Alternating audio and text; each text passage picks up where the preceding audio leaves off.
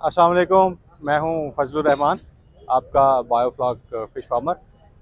मैं इस वक्त GCU लाहौर में हूं। यहाँ पे 2 दिन के लिए जो है वो फ़िशरीज़ पे कॉन्फ्रेंस हो रही थी। यहाँ हमारी जो है वो मुलाकात हुई है आसिफ रशीद साहब से। ये एक्वा मिमिक्री को डील करते हैं। तो आसिफ साहब से मैं ये पूछना चाहता हूँ कि चूँकि मैं बायोफ्लॉकर हूँ, बायोफ्लॉक करता हूँ, मैं इनसे पूछना चाहता हूँ कि इनकी जो प्रोडक्ट्स है वो हमारे सेटअप में किस तरह से काम कर सकती हैं और हमें इसका क्या फ़ायदा हो सकता है। तो ये मैं माइक जो है वो आसिफ भाई की तरफ करता हूँ। आसिफ भाई हमें बताएंगे। जी, अस्सलाम वालेकुम रहमतुल्लाहि वबरकात। मेरा नाम आसिफ रशीद है, कंट्री डायरेक्टर हूँ मैं एक्वा मिक्री एक्वाकल्चरल लाइन्स का। एक्वा मिक्री टेक्नोलॉजी थाईलैंड की टेक्नोलॉजी है और प्रोबायोटिक बेस्ड टेक्नोलॉजी है जी। हेटरोट्रॉफिक बेस्ड बैक्टीरियाज हैं जो कि बायोफ्लॉक के सिस्टम को कॉम्प्लीमेंट करते हैं। बायोफ्लॉक में जिस तरह से आम फिश फार्मिंग के अंदर फीड की कॉस्ट हाई होने की वजह से परेशान है फार्मर्स, उसी तरीके से बायोफ्लॉक के फार्मर्स भी बहुत ज़्यादा परेशान है क्योंकि ये इंटेंसिव फार्मिंग है। जितनी जितनी आप फीड 1 एकड़ में डालते हैं, यहाँ पर आप एक टैंक के अंदर उतनी फीड रोज़ की डाल रहे होते हैं। तो जिस तरह से फीड की कॉस्ट ही हाई हुई है, एक्वा मिमिक्री टेक्नोलॉजी के अंदर जो सोल्यूशन फीड की रिडक्शन के हवाले से है वो अमीनो पेप्टाइड सोल्यूशन है। सोयाबीन मील की फर्मेंटेशन है। सोयाबीन की इस फर्मेंटेशन के थ्रू हम अमीनो एसिड्स एक्सट्रैक्ट करते हैं सोयाबीन मील में से। पॉलीपेप्टाइड्स की ब्रोकन चेन्स को एक्सट्रैक्ट करते हैं फर्मेंटेशन प्रोसेस से। इसमें आप अपनी फीड को मज़ीद एफिशिएंट बना लेते हैं। उसके अंदर polypeptides, amino acids, probiotics, prebiotics add करके यूँ आप अपनी फ़िश को एक दिन फीड करते हैं, अगले दिन नागा करते हैं। ऑल्टरनेट डे फीडिंग के साथ आप फुल फीड की वेट गेन ले लेते हैं जी। और यूँ आप अपनी फीड कॉस्टिंग के अंदर एटलीस्ट मिनिमम 40% तक की बचत कर सकते हैं बआसानी। तो ये पहला सोल्यूशन है जी। सेकंड सोल्यूशन हमारा जो है वो राइस पॉलिश फर्मेंटेशन का है।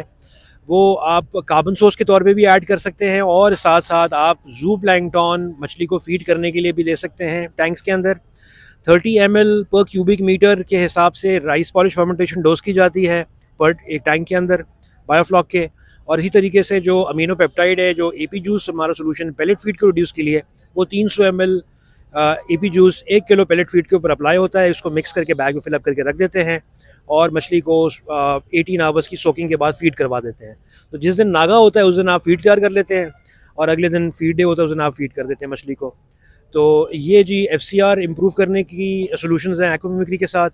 ऑल्टरनेट लाइव फीड मैनेजमेंट के प्रोटोकॉल्स हैं। इसके साथ साथ हमारे पास FCO भी अवेलेबल है अपना, जो कि बहुत मुनासिब कीमत में फार्मर को हाई अमोनिया रिड्यूस करने के लिए सोल्यूशन देता है। विद इन 24 आवर्स आप हाई अमोनिया को, मतलब 4 to 8 ppm के अमोनिया को ब्रेक डाउन करके 22 to 72 आवर्स के अंदर 0.25 ml के ऊपर लेके आ सकते हैं बआसानी। और इसके साथ साथ ये है कि जी स्लज मैनेजमेंट के अंदर हमारे पास येलो कैप है, जो कि उन फार्म्स के लिए है कि जहाँ पर आप सोल मछली या ऐसी मछली जो कि कार्निवोरस है, प्रेडेटर फिश है, जिसमें आपके पास कैटफिश है और इसके साथ साथ बरमुंडी है, इसकी फार्मिंग भी कर सकते हैं। और साथ साथ आप श्रिम्प भी पाल सकते हैं बहुत ऐसे तरीके से। बायोफ्लॉक के अंदर ये एक बहुत अच्छी टेक्नोलॉजी है। अगर इसको ठीक तरीके से लेके चला जाए, इसकी प्रोडक्शन कैपेसिटी को स्टडी कर लिया जाए शुरू करने से पहले, तो इसमें वाकई में बहुत फ़ायदा है। लेकिन इसको अगर ठीक तरीके से किया जाए तो I will hand it over to you Fazal साहब। Thank you so much. Thank you very much Asif भाई, बहुत शुक्रिया। तो मैं ये अपने बायोफ्लॉक वाले फिश फार्मर्स से कहूँगा कि मैं इस जो इन्होंने बताए हैं हमें अपने सारे पेप्टाइड्स और सारी चीज़ें जो इन्होंने हमारे साथ डिस्क्राइब की हैं, तो इनको इंशाल्लाह मैं तो इस्तेमाल करूँगा और जो भी इसके रिज़ल्ट्स आएंगे वो आपके साथ शेयर करूँगा। बहुत शुक्रिया आसिफ साहब। अस्सलाम वालेकुम।